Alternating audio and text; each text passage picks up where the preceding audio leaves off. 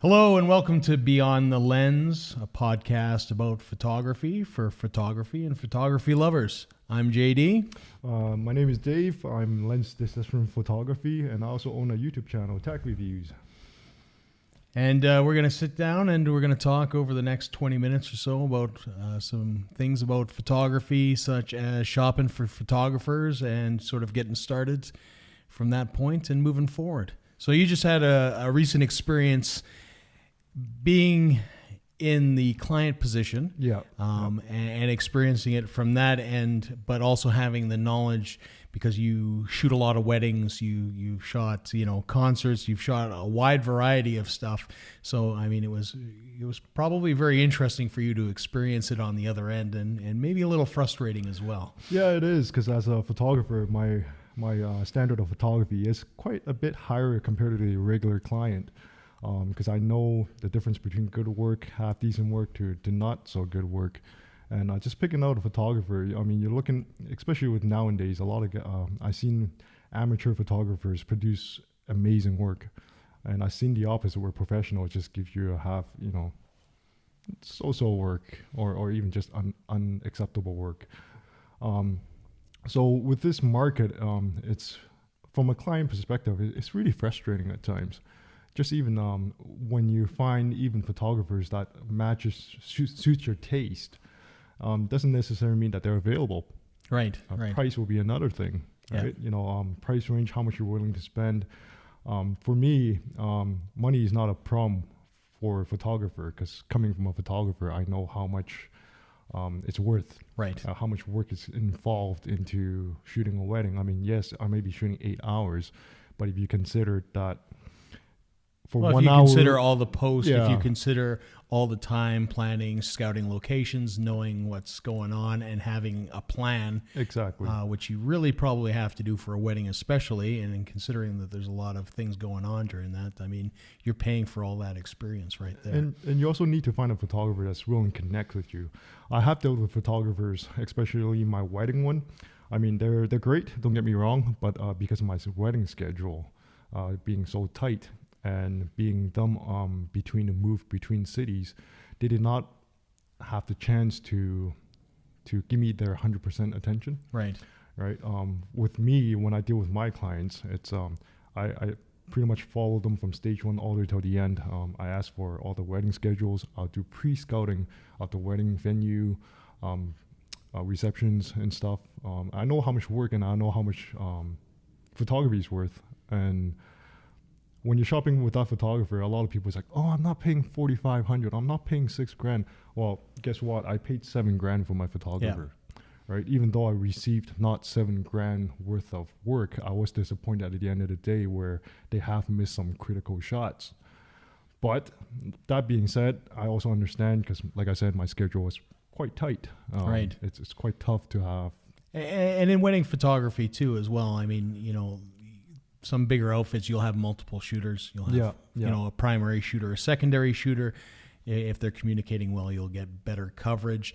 And that's something that people should honestly consider in a wedding, because one person can't be in all the places at necessarily the right time. Well, even though let's say if you're just an amateur and you're shooting a wedding, a lot of people don't understand is that gear is not cheap.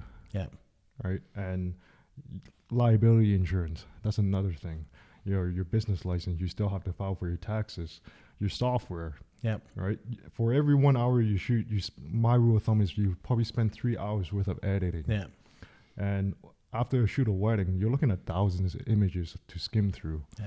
And a lot of people don't see all that behind costs. Even as an amateur, even when you're starting out, Lightroom costs you $9.99 a month. Yeah. Right, and you're not consistently using it every month. Yeah. And that's what a lot of amateurs miss as well, is when they first start out, they miss a lot of the things that they're actually paying for and what their actual costs are. And so a lot of times they undervalue themselves, and they basically essentially undercut themselves, because I always say it's easier to drop your price. If my rate is $500 an hour, which it's not, but it's easier for me to say my rate's normally $500, but I'm gonna do it for $300. it's easier to make that drop rather than saying, well, I charged you $100 the last time and now it's, $500. It doesn't translate the same way to a client.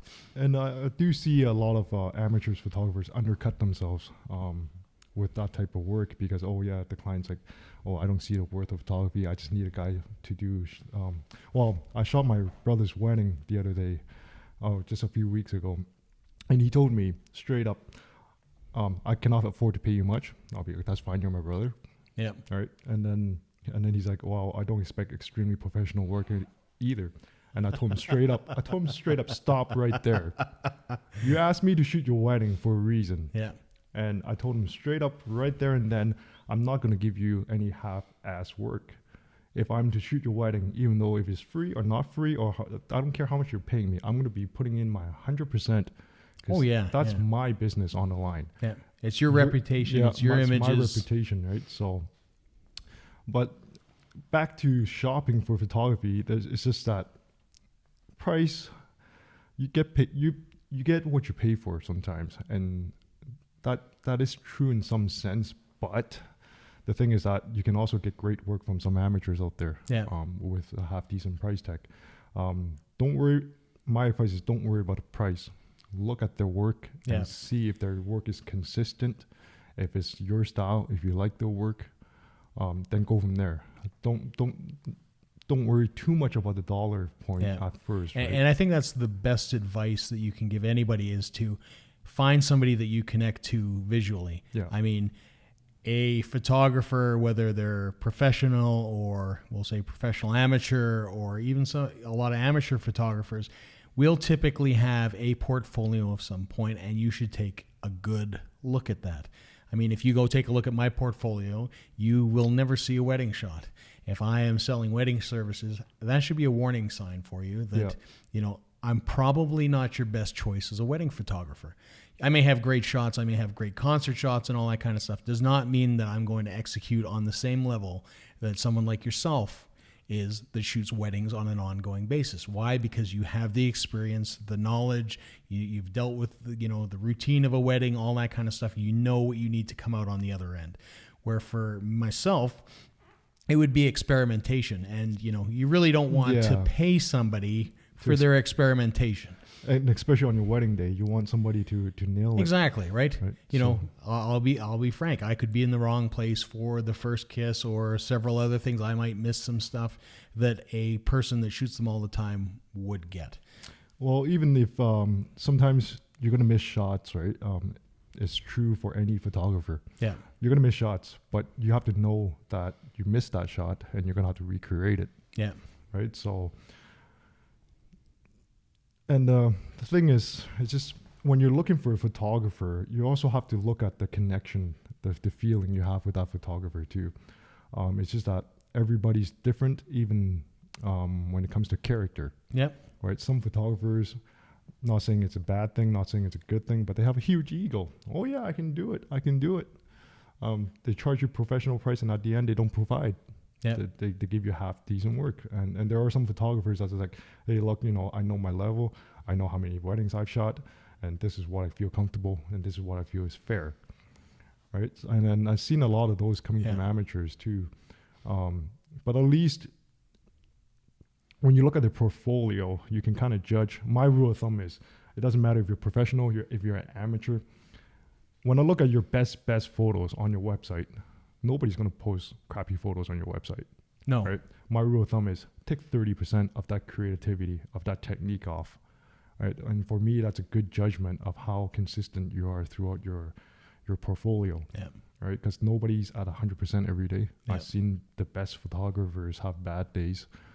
Yeah. And you got to be prepared for that. And I mean, something that photographers should take away from this is when you are creating your portfolio, is that you should be posting the best of your best with honors, your best stuff. I mean, you don't want to put stuff that's kind of half there. You want to represent the best of your work, and that's something to put out there. But to the same extent, I know with a lot of people, they have lookbooks. So if you're looking for a wedding photographer, you can go and see sets from a complete wedding. So they'll show you complete weddings. Yeah. I know guys that have assembled books that are complete weddings, and that's, they're showing you end products. But I mean, tends- those guys are typically on the higher end, so you're looking at several $1,000s there for that kind of guy as well. That tends to be the trend now with wedding photography. Is just that because you can't base your whole portfolio with just post shots with the couples. Yeah, Because a wedding, it's a full day and it should tell a story. yeah, And a lot of wedding photographers have turned to, instead of just your regular portfolio page, they do give out stories, right? They'll have every wedding, they'll post maybe 30 photos to kind of give you a rundown of the whole day's work. And just looking at the portfolio, kind of pay attention onto the detail shots too, because a lot of people miss that when they look at wedding photography. Because they think, oh yeah, it's all concentrated with the bride, the grooms. And no, like you have to look at the detail shots, like your surroundings. In my opinion, coming from a wedding photographer, anything that costs money, take a picture of it. yeah, Right? If it's just a decoration on a table, or if it's just a wedding favor, anywhere down to cake, right? Or even there are times that maybe the groom's or bride's parents are crying, have tears in their eyes. Those make great shots, and you want a photographer that's capable to pick up those events as they happen. So if you have a large, not super large, but if you have like a full story going from morning, getting ready to night, after the dance, when the party runs down, it should tell a good story at the end, right? And I took down my website recently, and my website was not set up as like that. I just post the best shots up there. But if you're out shopping for wedding photography, that's my recommendation. Don't just look at the photographer's best shots. Look at their whole, how they do the weddings all day, because that's how most photographers are leaning to. They don't just post 10 shots. They actually post 30 plus shots just to kind of sum up the whole day. This is what I'm capable of. yeah. Even you're getting ready, all the way down to your detail shots, all the way down to, the last kiss of the night. Yeah. So, and I think that's really crucial when it comes to wedding photography. It's a story. And of course, there's a lot of components into wedding photography. Like I said earlier, you also need to connect with the photographers too. Some photographers have a specific way of doing things, and they'll just do that endlessly, time after time after time, and they don't really take inputs that well. And some photographers will be well open to ideas, right? So you have to find a photographer that suits you, that you have that you feel that connection with. Yeah. Because if you don't, I can meet a client, and the first thing the client's like, "Oh, I think your work is mediocre. I don't think you deserve that much." I end the appointment right there. I was just gonna say, for me, that would be the end of the conversation there. If my work is mediocre and it's not your thing, I'm already done. That's a little extreme, but you gotta pick the right photographer, right? I met clients that has no respect with photography. Right. Right, like they will be like, "Oh, I can hire anybody for." And for me, and speaking from experience, and I mean, like I said, mine doesn't come from weddings, but when you start getting into those kind of dynamics in a relationship, a photographer-client relationship, sometimes it's best to just walk away, because in all honesty, for me, that's kind of like alarm bells. And I know it's going to be problematic later on, and those feelings will just kind of build, and, it can come to a head sometimes. It doesn't always, but, sometimes it's good to realize that, you're not, it's a two-way relationship a lot of the time. I mean, obviously, as a photographer, you're there to please a client as best you can to the best of your ability and stuff like that. But, I mean, there has to be a respect for you as well. And if there's no respect, I mean, nobody wants to ever work under those kind of things. I mean, if you went to a day job, in an office building, and you were treated like, garbage every day, you wouldn't last, or you wouldn't stay. You would just ultimately leave. And number one, and number two, because it's a creative endeavor, and I honestly believe this, is that at the end of the day, it will have an effect on your work, because you'll be feeling more pressure than you probably normally feel, or, it might, hamper some of your creative flow and all that kind of stuff. You might be less inclined to take some risks. Photography wise, it could have turned out beautifully, and it just doesn't work. It's not a good relationship. There's no point in harboring unhealthy relationships. So yeah, that's one other advice I can give, is just that you have to connect with that photographer. Yeah. Right. If there's any what ifs, maybes, and you have doubts with that guy, I'll recommend move on and search for other photographers, because a happy photographer will well, a photographer can make you look good or can also make you look extremely Absolutely. bad. So you want to start like as a photographer myself, I meet all my clients, and there are clients I have to shut out. Maybe they're not right on cost, or I just don't feel the connection that how do you put it? It's like friends, Yeah. right? You know, some friends you get along real well, some friends you kind of have a little bit of friction here and there. And as a photographer, I like to work with my clients on a personal basis. I like to know how they met, how their relationship kind of progressed, and at least I can draw a clear picture of what happens. And a lot of photographers will not hesitate to give you that time to sit down for coffee. Any photographer that I know will at least sit down with you for an hour, Right. just to show you portfolios, chat with you, and because as being a photographer, you have to be a people person too. And if you don't connect with just the couple itself, how you're going to connect with the rest of the wedding party, or even their guests, right? So because at times you're going to have to cheer up that crowd just to create that mood, and if you fail to do that within just the groom and bride, then you have big issues. Yeah. So I always say, first, if you're going to be looking for a photographer, look at the portfolio. Make sure that to you it's acceptable. Second of all, get to know the photographer, chat with them, get to know them on a personal basis. And when still all that's a go, then pricing. But like everything else in life, what you pay for is what you get most of the time. Yeah. Right? I can't say that exactly with photography because there's so many gray areas these days. What's considered professional, what's not. I mean, like I said earlier, I've seen amateurs pump out amazing work. Yep. Right? They should be on magazines. And I've seen pros charging thousands and thousands of dollars and give you mediocre work. So pricing, it's not a big issue. And as a bride or groom, don't focus too much on costs. Yeah. Because you can if you look around enough, you'll find what you're looking for. I mean, it's like anything. If you're looking for a Civic, you can have a Civic, but you can have a fully loaded Civic, which is much nicer. Right? It all depends what you want. You can look for a Ferrari, but is that practical, right?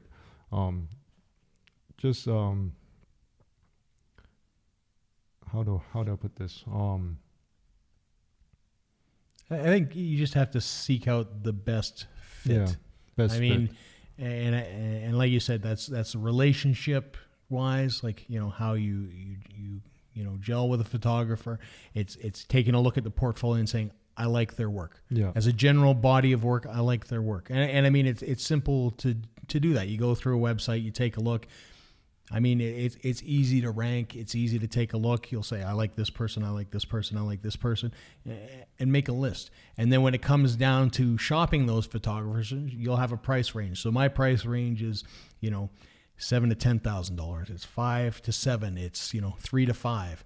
If you call the first one, you're call the best one you want first. He's booked. Okay, well, that's not an option. You got two options there. You either find out when he's not booked and book your wedding around a photographer, which is unlikely to happen, or you're going to have to, sort of move on to the next one, and the next one might be great. They might be available. They might be too much. So you have to balance those things out, and you have to take a serious look at that. Yeah. And at the end of the day, hopefully you can find someone sort of in that sweet spot. And, I imagine that's quite challenging, and I know it's getting married is a hugely stressful thing for people. So it's important to take the time. If the photos are important, you take the time. Yeah. My advice is take a deep breath, step back, just relax. I mean, I know because I've been through this myself the previous year. There's a lot to plan. There's a lot to your anything from your guest list to just down to simple thing as your tux and stuff. There's a lot to stress about, but shopping for a photographer should not be stressful if the right photographer comes in.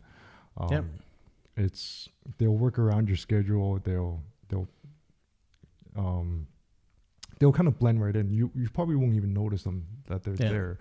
And I tell that to some of my clients. I'm like, yes, sometimes I'll be calling you asking for details, but those are for good purposes because I want to be prepared. Yeah. All right, and just while you were talking just now, there's another idea that came into my head. Not idea, but I'm probably going to open up another can of worms. I have clients ask me, "What gear do you use?" And I tell them does it matter if I shoot your wedding with an old full frame or a new full frame? At the end of the day, you get the shots. I am kind of 50-50 on that, because as a professional, you want to keep up with the latest and greatest. You know, some people prefer high megapixel, some people prefer good low light cameras. But the thing with that is you cannot judge a person's work with their equipment, right? But you can get a good indication of how well they're doing in the industry, right, for them to keep up. Because as a hobbyist, let's just say, you have a full-time job, and everybody has their bills to pay. Not a lot of guys will be able to afford those fancy equipments. But if you're shooting a wedding every 2 weeks or every weekend, right, you're bringing in that big dough, and you're running it as a business. It's a tax write-off. You can afford a little bit better equipment.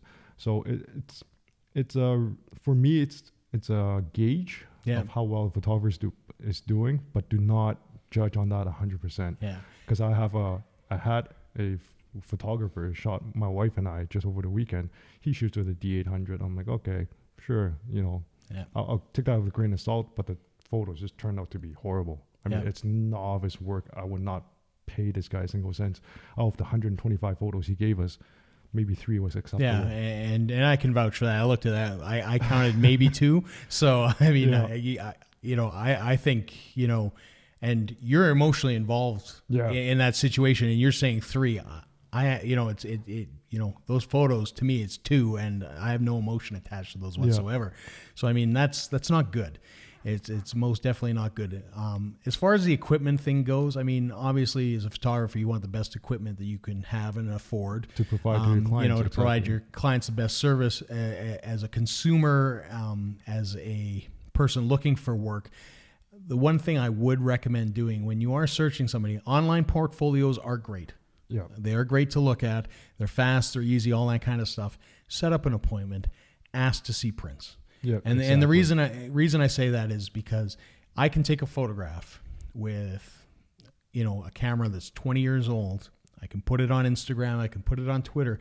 It can look great. Yeah. But when push comes to shove, and I have to print it, it's not going to look as good. So I mean, you want to make sure that you still have that capacity, because I mean, the whole thing of wedding photos is like that, you know, as a groom, as a bride, that you'll be giving those away. People will be putting them up potentially in their house, like your parents, all sorts of stuff. You're going to probably want to have them printed anyways as keepsakes, you know, a lot more than just the digital sort of, you know, files that people throw around these days. I mean, for me, a lot of times people forget that, and, you know, it's an afterthought. So, I mean, in reality, take a look, make sure that you see some printed work, because you can see sometimes, you know, the difference between a great shot on the computer when you blow it up, and you can realize there's some imperfections, because, you know, something that on a little tiny cell phone that's a little bit out of focus can be deceptively a good shot. Yeah.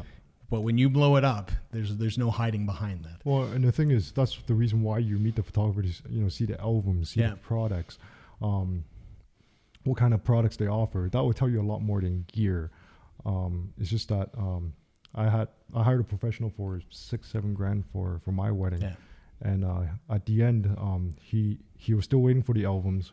I saw the previous albums when I met with him, and I liked their work, because when you're seeing it as a print, it's different when you're seeing on a monitor. Our monitors are probably calibrated. Yeah. Right. But when you look at a cell phone, when you look at it as from a TV or even just somebody else's desktop, your monitors may not be calibrated properly, and your colors, it's going to be slightly off. Right. So I always see prints, because prints don't lie. Yeah. Right. So absolutely. And also, when you're meeting with the photographer, what package do they offer? Do they give you cups? Do they give you USB drive storage? When I offer my clients, I give them like almost like a custom built box where I have test prints inside with a nice little slot where I can put in the USB drives. And the photographer that I hired for $6 and $7 grand, I was really disappointed, and I gave him a long lecture when we met up after the wedding. He gave me 2 generic USB drives that I can buy from Future Shop for $50 for a pack of 5. And he shoved it into a cheap little plastic container that I can buy at an uni store. Yeah. I gave him a long lecture. I'm like, he's been shooting on weddings a lot, and he has a really great port. But when it comes to that, to me, that's not a really good presentation, right? So when you meet up with a photographer, wedding photographer, always ask, what's the package? Yeah. Let me see some prints. Let me even the most basic package. How do you deliver your photos? Is it just through Dropbox? To me, that's totally unacceptable in a wedding standard. Yeah. You need some sort of a, or you printing it on a DVD, or you putting on a USB drive. Is it custom USB drive? What kind of package am I getting? Because at the end of the day, you have to make that client happy. Yeah. And part of that is a presentation of your work. Yeah. So why find that out after the wedding when you can find all that information out prior? Right. So. And as a photographer for weddings, and again, I'm not a wedding photographer, but I know in delivering packages and stuff like that, you want it. I mean, this is two people's probably most important day, for a long, long time after that. Hopefully, you want that to be special, and you want everything around it to be special. So throwing 2 generic USB drives in a Tupperware container probably isn't going to cut it. You can do some nice, simple things that present really well and that are talking points. And that's only going to help you sell your photography business later on to other clients, because, if everything is, Division 1, Class 1, A grade kind of stuff, they're going to have nothing bad to say at any point. If you just hand over a USB drive or say, well, I just threw them all in a Dropbox, you can download them. I mean, that may be acceptable in something like I do, where it's a quick turnover and you need, delivery fast, And I have clients ask me that. I was like, oh, they don't want any prints. They don't want any storage, because the budget, it's in the back of their minds. They cannot but that's still afford something, that much. Yeah, that's still something you can do as an added bonus as a photographer, Yeah. and beyond.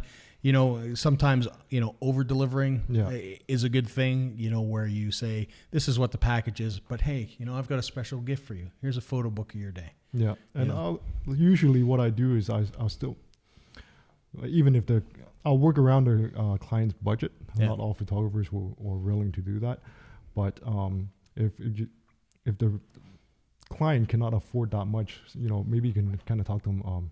They will say, oh, just Dropbox it. I'll never do that. Yeah. I'll put it up to at least a custom USB drive with my logo on it and present it that way. It's just that I myself, as a photographer, I do highly recommend prints, because with the digital age, you can upload to Dropbox, but what if the server goes down in Dropbox? Now you lost all your photos. Or even if you have it back up on an external hard drive, that's not going to last forever. Files get corrupted. So with prints, I definitely highly recommend prints. And honestly, as a wedding photographer myself, we don't make a whole lot of money on prints, on albums. No. When we present to you saying that, hey, look, this album is going to cost $2,500 to $3,000, that's pretty much our base cost. Yeah, that's print cost. I mean, we may only maybe take $100 in there for our time setting up the album, the layouts and stuff, but there's really not a whole lot of markup. Yeah. So, best advice for people looking for wedding photographers, what's your top 3 thing? Top 3 thing is you have to be happy with their portfolio, the type of work that you see online. That's your first step. Second step, meet the photographer, get to know their package, get to know the photographer personally at a personal level. If you connect, if you don't feel like there's a connection, browse around some more, because you might find one that's really connects to you. And third of all, ask around. If you know other photographers in the community, do some background checks. See if that photographer's heard of his work or not, or if they heard of this photographer, specific photographer. They might hear good or bad things, right? Which you might not know. And even if that photographer does not know another personally, with a photographer's eye, you can really judge on their portfolio how well they're doing. Yeah. So let's say, just for me, I showed you the photos earlier. Because from a wedding photographer, I kind of backed off. Like you said, I have personal connection to the photos, and I was really generous giving him 3 usable photos. But you, as another, as a nightclub photography, or quite a bit about photography yourself. Yeah. So that's why I asked for a second opinion. What do you think about this? Yeah. And if you're shopping for a photographer, and if you don't know much about photography, maybe it's a good idea to kind of, hey, look, if you know a photographer, just give them, what do you think about this guy? What do you think about his portfolio? And get a little bit of advice that way. But Because I've seen a lot of, it's really hard to differentiate good photography from bad photography because everybody's just flooding photos with Instagram Right. or anything like that. It's right? becoming, more and more available, readily available. Everybody's got a camera on their phone and all that kind of stuff. But great talk. Hopefully you guys got a great amount of information on this, whether you're looking for a photographer or whether you're starting out in wedding photography. Lots of great information there for you to sort of go through. Thanks for tuning in for the inaugural episode of the podcast. We'll be bringing you more episodes in the future. Make sure to like, comment, subscribe. Let us know what you want to hear from us in the future.